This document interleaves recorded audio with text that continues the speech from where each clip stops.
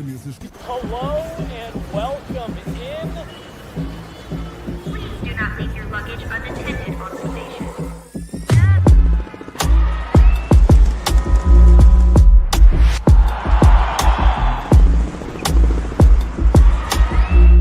Welcome to the show.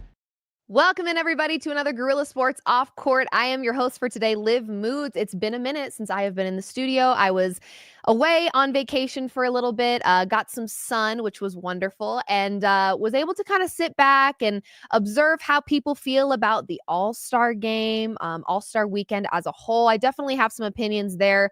Won't jump into that too much, but I will say kind of feels like at this point with the All-Star game, it just is what it is. You know, I don't think it's going to be something that is ever going to be treated to the caliber that I think the fans want it to be treated, especially given where it lands in these players' seasons. I think a lot of these players have their sights set on a championship run, making it deep into the playoffs, and they don't want to put their bodies at risk. We saw LeBron James as a late scratch. Do I feel like that was a selfish decision by him? I absolutely do. I feel like had he spoken up a little bit earlier, somebody else could have played in that game, and it would have been a huge honor for that player to do so. All that to say, the All-Star game for sure could use some improvement. I would love to see All-Star weekend kind of turn into like a Taylor Swift Eras Tour. I say Eras Tour, it has nothing to do with Taylor Swift, but I'm putting it into perspective for people. Throw it back, bring back some. We've watched the game of basketball evolve over the years. We've watched it get a little stricter. Some may call that softer. So make this a weekend that does not fall in the middle of these players' seasons so that they are actually able to participate and feel competitive and actually give it their all. But I think when they're worried about getting injured or potentially, hurting their bodies while they're in the middle of their season, they don't give it full effort. And I kind of understand why they don't. I would love to see, them get a little bit more creative with All-Star Weekend, and I think they might have to, as viewership may continue to drop, just given that it's not really appealing to people anymore. There's not a whole lot of excitement around the weekend. We'll get into that another time. I'll collect my thoughts on ways I think the All-Star Weekend can be improved. But did take my little vacation, was able to sit back and watch, and was able to kind of have a very peaceful vacation, given that the Nuggets were the hottest team entering the All-Star break. They were on an 8-game win streak, finally finding some rhythm. And tonight, we should be getting Russell Westbrook back on the court. Correct me if I'm wrong, but I believe the last time we watched Russell Westbrook play basketball was January 31st when he left the game with a hamstring injury. So it has been some time since we have seen Westbrook in uniform playing with the Denver Nuggets, and we know the impact that he has brought to this team. We know how great the chemistry is between him and Nikola Jokić, and the duo that they have become in this league has been one that has felt unstoppable in some games. So it'll be really great to get him back. I think when you're getting players back that have been out for some time with injury, there is that grace period that you have to allow of, it's not going to be seamless right away. We've had a different version of this starting five. It feels like every month of this season so far. So there's been a lot of acclimating that these players have had to do across this season. Nothing they can't handle. This is a very smart basketball team, but they did go into the All-Star break as the hottest team in the NBA on an 8-game win streak. Some may say their strength of schedule was not impressive. I don't care. I'm a Nuggets fan. I will take any win that I can get because I have seen this Nuggets team many times losing games that they had no business losing. So if they can win and keep this streak alive following the All-Star break, when we know a lot of teams are really going to start getting focused and locking in, I will be feeling really good. Tonight, the Denver Nuggets do play the Charlotte Hornets, which we have seen them play them before. It was a game that was a little too close for comfort, especially given the fact that the Hornets had a pretty riddled, they had a lot of injuries throughout their roster in that game, and still the Nuggets managed to do what they do best and take their foot off the gas in that second half to make it a nerve-wracking game that it did not need to be. Hopefully we can avoid that tonight. This kind of post-All-Star break stretch for this Denver Nuggets team, in my opinion, will be the true test as their schedule gets a little bit more difficult. In my opinion, tonight against this Hornets team, the Nuggets will be outmatched in 3-point field goals. We know this Denver Nuggets team does not live and die by the three. Why? Because they don't really have to. When you've got a passing game as great as the Denver Nuggets in Nikola Jokić, Jamal Murray, Russell Westbrook, just to name a few. You create offensive opportunities outside of the perimeter. The Denver Nuggets have proven that you don't need to live and die by the three to have a high power and successful and competitive offense. That being said, where the Nuggets do struggle is defending the perimeter and stopping the teams that do live and die by the three. The Hornets rank 13th in three-point field goals, whereas the Nuggets rank 28th. And we know that when you're going against a team that lives and dies by the three, if you can't defend the perimeter, that game can get ahead of you very, very quickly, or it can stay closer than you'd like for it to be. The last time that the Nuggets and the Hornets played, like I said, the Hornets had a lot of injuries to their roster. Tonight, it should be a very different story for them. So I do expect this Hornets team to be firing off from the perimeter quite a bit, knowing that the Nuggets don't defend it very well and knowing that that's kind of the way that this Hornets offense is ran. Perimeter defense will be the key to the Denver Nuggets winning this game. And I just don't want it to be super close. I really don't. The Denver Nuggets are too good to have close games against the Charlotte Hornets. Given that they had an 8-game win streak entering the All-Star break, it's very, very important that they continue the momentum that they built ahead of the All-Star break. Okay.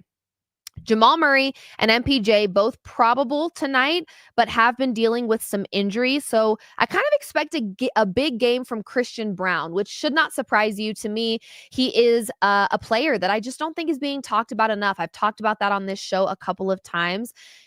He has entered the conversation for most improved player. You can get him right now at plus 6,000, which I absolutely recommend doing because I just don't think the Nuggets are a team that a lot of national media, NBA people want to talk about. The Nuggets are not a team that a lot of people spend a lot of time either watching, studying, or discussing.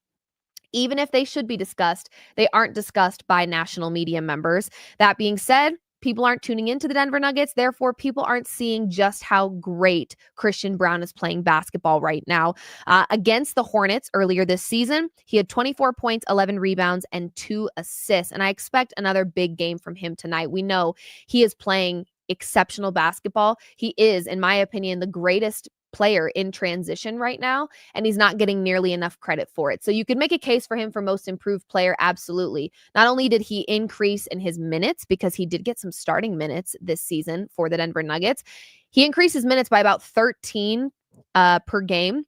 And his points went from like 7 to 15. Of course, with a minutes increase, you expect them to perform more and get those points a little bit higher. But he's statistically better in every category than what we saw from him last season. And I just don't think we're talking about him enough. So I do think CB has a big game tonight. Nikola Jokić against the Hornets earlier this season, 28 points, 17 assists, and 13 rebounds. So another big game, in my opinion, from Nikola Jokić. I think he'll get a triple-double. You may even want to sprinkle on CB to get a double-double, just given the fact that Jamal Murray and MPJ, they are probable, but battling some injuries as of late. And then Russell Westbrook coming back. He hasn't been playing, so there's going to be a little bit, I think, of, some uncertainty there as to what he looks like back with this Nuggets team coming off of this All-Star break. But nonetheless, this is a winnable game for the Denver Nuggets. They should win this game.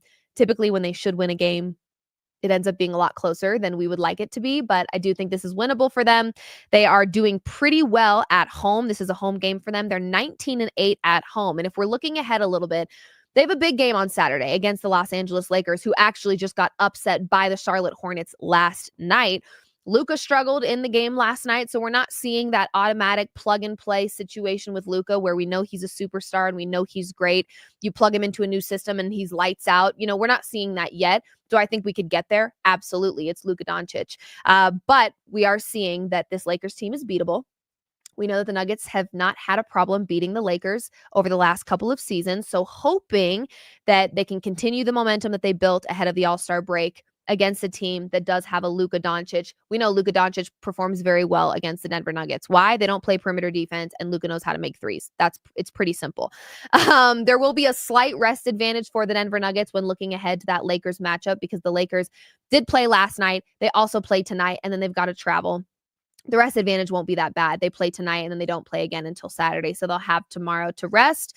But you could look at that as a rest advantage for the Nuggets because they'll be playing at home again. Like I said, they're getting back on track with defending home court well. We know that was something that was kind of a weapon in their arsenal the year they won their championship, was being a very dominant home court team. They're getting back to that. They're 19-8 at home this season, so I would love to see that continue. Okay, the majority of this show is going to be spent talking with the chat, letting you guys know how I feel. I have seen many, many, many conversations surrounded by NBA MVP.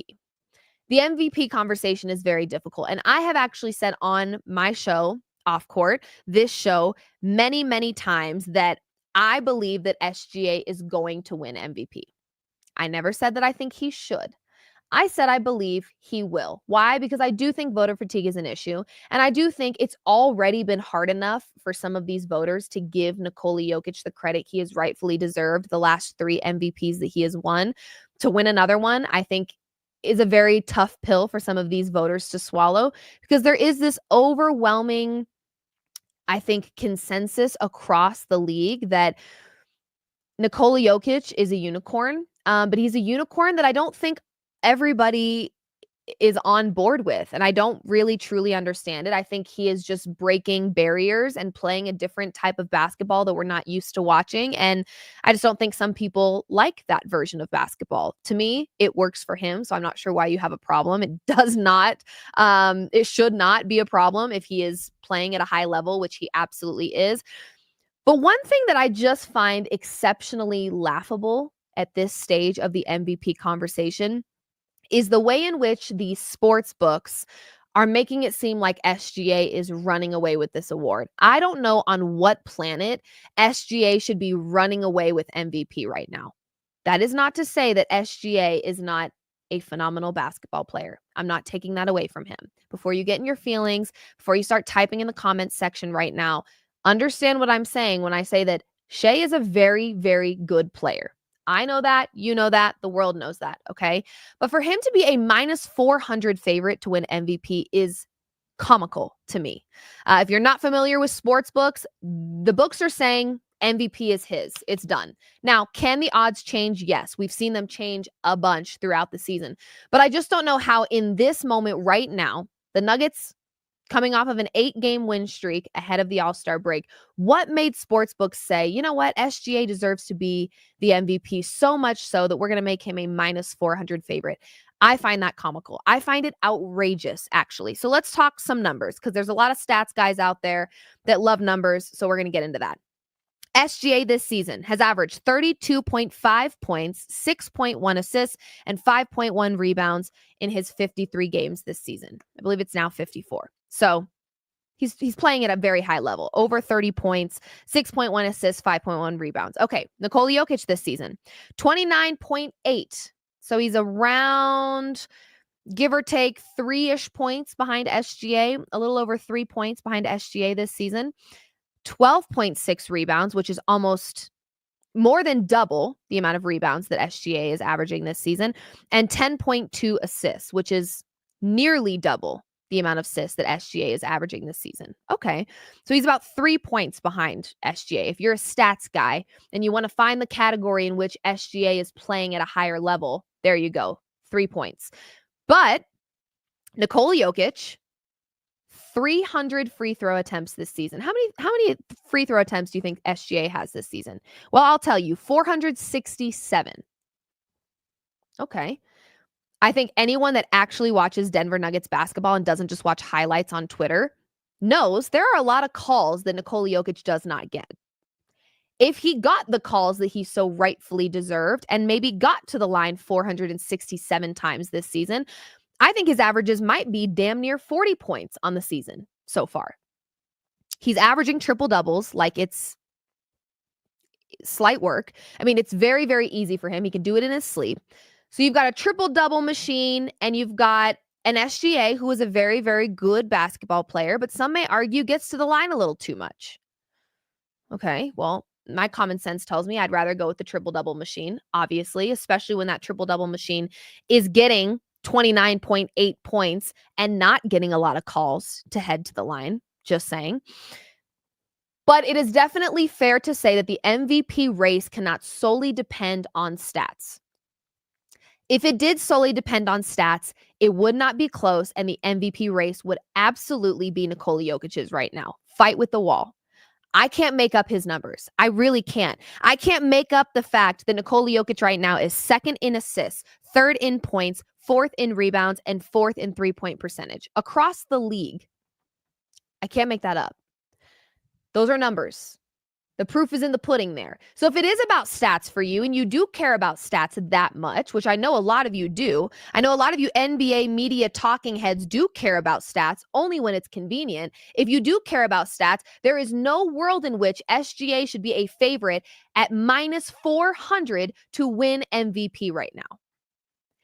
If your argument is that OKC is currently seated higher than the Denver Nuggets, I will say to you, there's a lot of season left.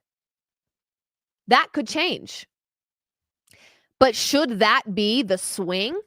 How does one define MVP? Let's talk about that. How does one define most valuable player? Well, I'll actually give you the textbook definition of value. Let's break it down on the most simple level possible. Value, relative worth, utility, or importance. Okay? I'm not saying SGA is not important, but let's talk about a stat that I think a lot of people don't discuss enough. If you want to go down the stats line, like I said, he's averaging more points than Nikola Jokić. Okay, he also has gotten to the free throw line 167 times more than Nikola Jokić this season. So if we want to go down that path, we can go down it, but I don't think you want to. Okay, on and off swings. This is the big one. Value. Who brings the most value? Do we understand what MVP stands for? Most valuable player, okay? Here's some stats that back why Nikola Jokić is the most valuable player. When he is on the floor, plus 12.3. When he is off the floor, minus 8.2. Those are two completely different teams when Nikola Jokić is on the floor versus when he is off the floor. What does that mean, Liv? He brings value. What do you know it? Okay, SGA on the floor, plus 18.4. So he's making an impact when he's on the floor. We know that. We watch him play basketball. When he's off the floor, plus 0.4.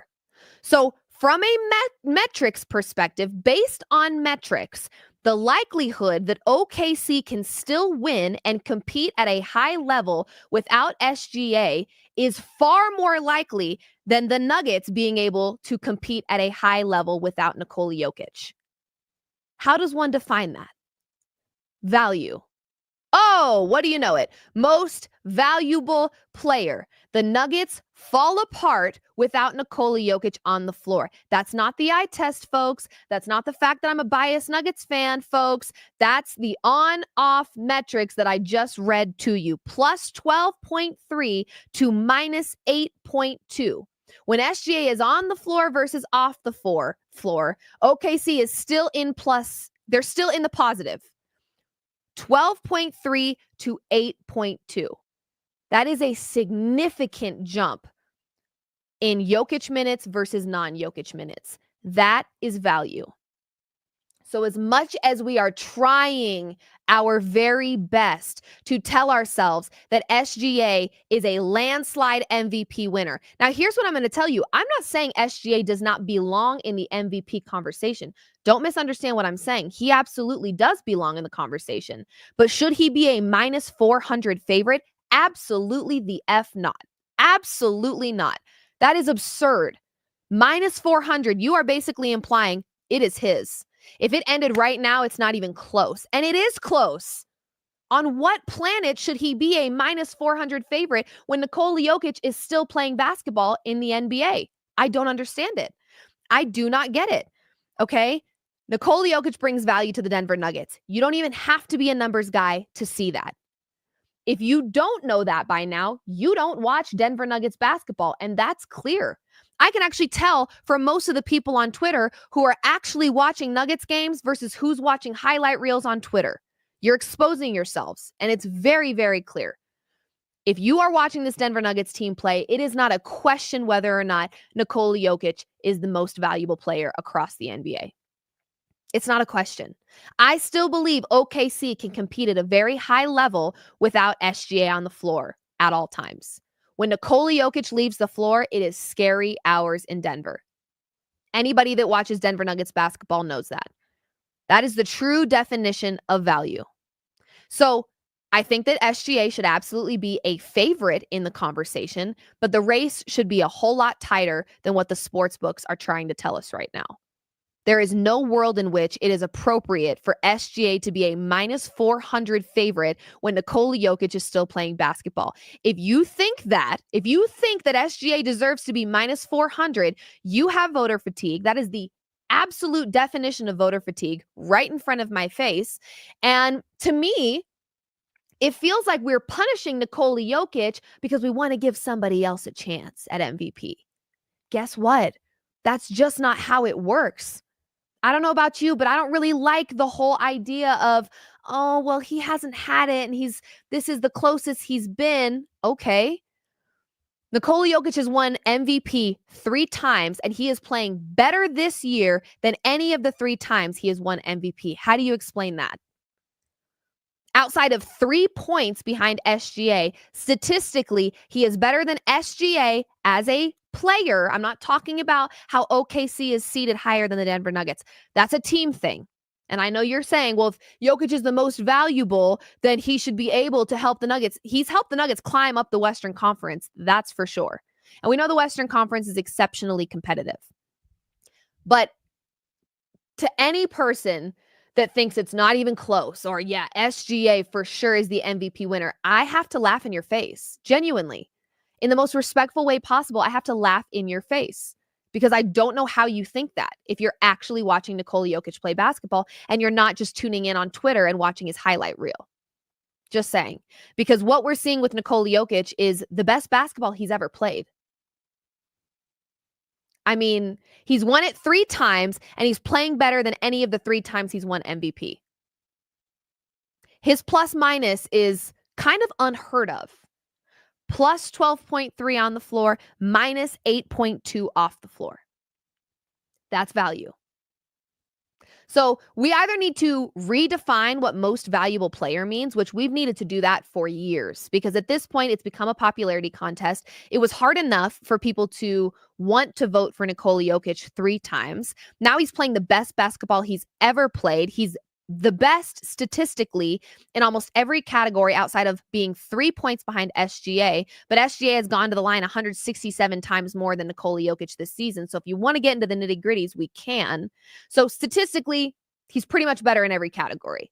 Yet we're still trying to frame SGA as a runaway MVP winner. Why? I mean, if that's not voter fatigue, I don't know what is. I don't get it. I really don't. I really, really don't. And I don't even like to do the comparison game, but if LeBron James were statistically the best in every category in an MVP race, would you deny him because, oh, this guy's close and he could have won it last year but didn't, so I think it's his year now. This is not a let's take turns. Tag, you're it. Now it's your turn to win MVP. No, that's not how this should work. And unfortunately, that's how this award is becoming. It does feel like a popularity contest. It does feel like, oh, it's SGA's turn. Well, statistically, it's not. I hate to burst your bubble. Statistically, it's not his turn. Okay, 3 points better. He's also some people on Twitter like to call him a free throw merchant. So, what do you want from me? Yeah, I would hope he's got 3 more points if he's been to the line 167 more times than Nikola Jokic. I mean, come on. The proof is in the pudding, folks. I hate to say it. 2nd in assists, 3rd in points, 4th in rebounds, 4th in 3-point percentage. But he's not the MVP favorite? Okay. He's averaging a triple-double, and he's not the MVP favorite? Okay. I mean, it doesn't really sound like it makes sense. Yeah, because it doesn't. It just doesn't make sense. So, sorry for the rant, but I have just been seeing a lot of conversations about the MVP conversation, and I do believe it should be a tight race. But when I see a sports book valuing SGA as minus 400, that doesn't really reflect a tight race. The sports books are saying that this award is easily SGA's. How on earth did we determine that? So, I don't know. We don't talk about the plus minus enough because that to me is the definition of value. What is your team? What value do you bring your team? Well, when I'm playing on the floor, plus 12.3. That's my value. When I'm removed from the floor, minus 8.2. The value's gone. Hence, most valuable player. Okay. So that's how I feel about that. I mean, I just don't know where we got to the point where it's like, this is an obvious landslide by SGA. Anybody that thinks that, I have to laugh. I just have to laugh. Truly. I'm not blaming SGA for getting to the line more, but if Jokić got the calls that he rightfully deserves, which I'm not just saying that as a Nuggets fan, I watch Denver Nuggets basketball because I am a fan, but anybody that watches the Nuggets play knows that Jokić does not get the calls that he should most of the time. If he got to the line as many times as SGA has been to the line this season, I think we're looking at a 40 point average this season and a triple double.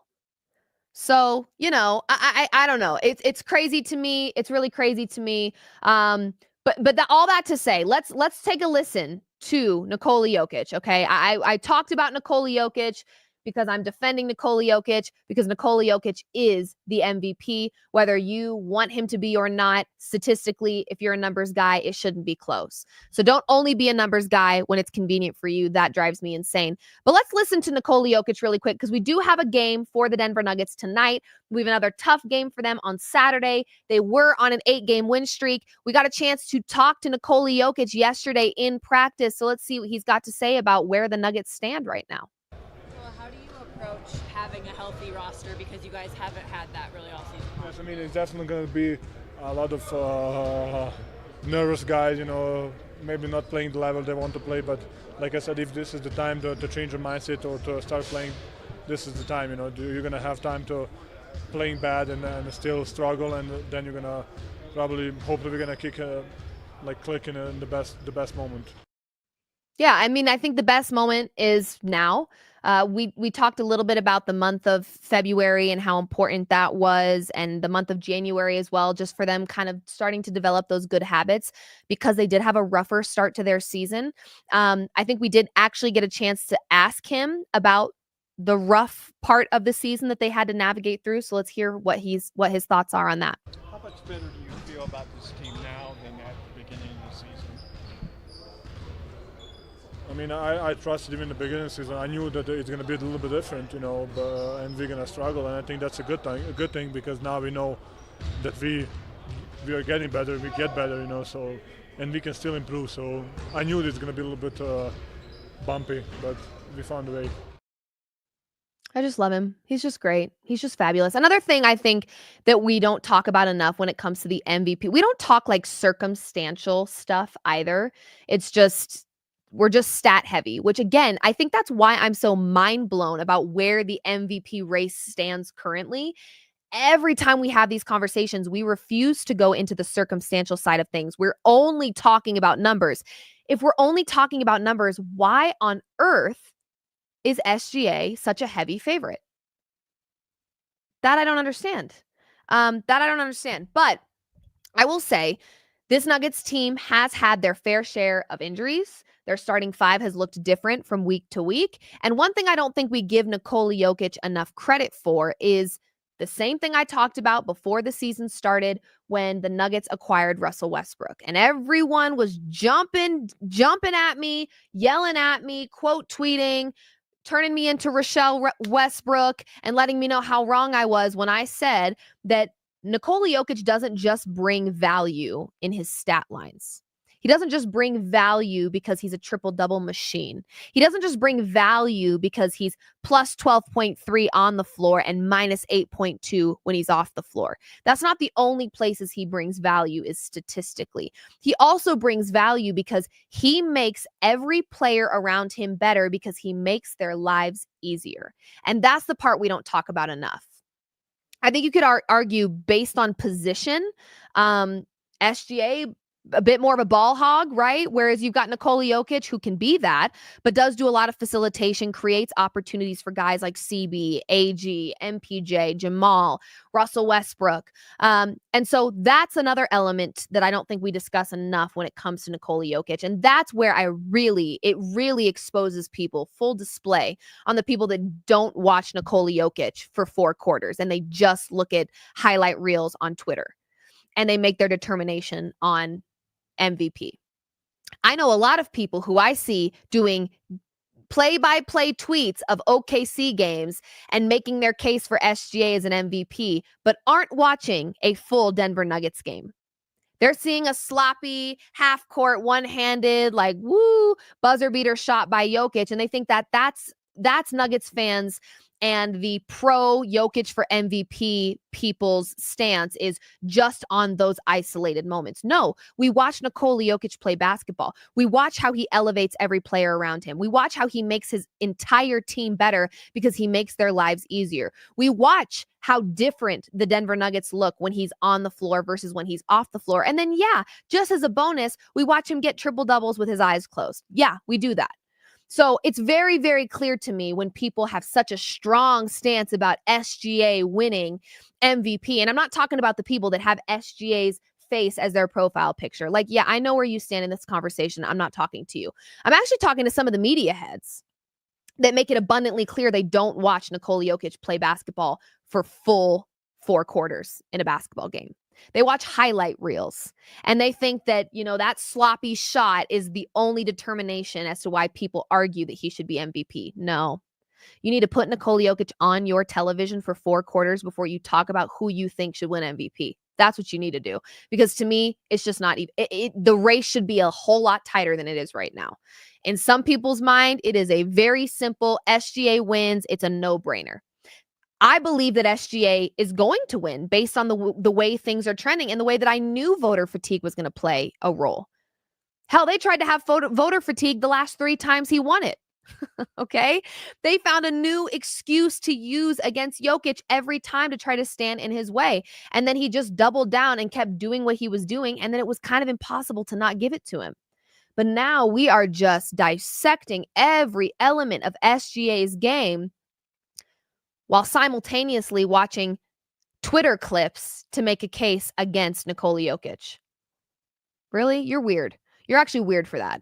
Big weirdo. Big time weirdo. I can tell based on your Twitter page if you do or don't watch Nikola Jokić actually play basketball and you only watch Twitter clips. Come on now. Do better.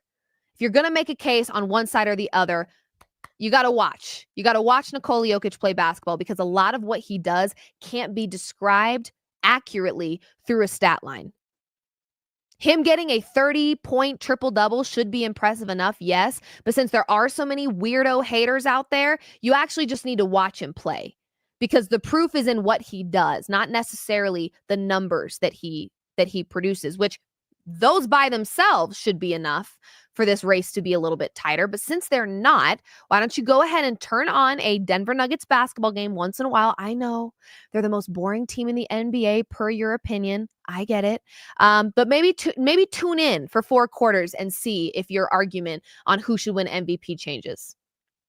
Because to me, there's a lot of NBA media personnel out there that don't have any affiliation to the Denver Nuggets and or OKC and have made a pretty fair argument on both sides, but at least I can tell they watch Jokić play basketball.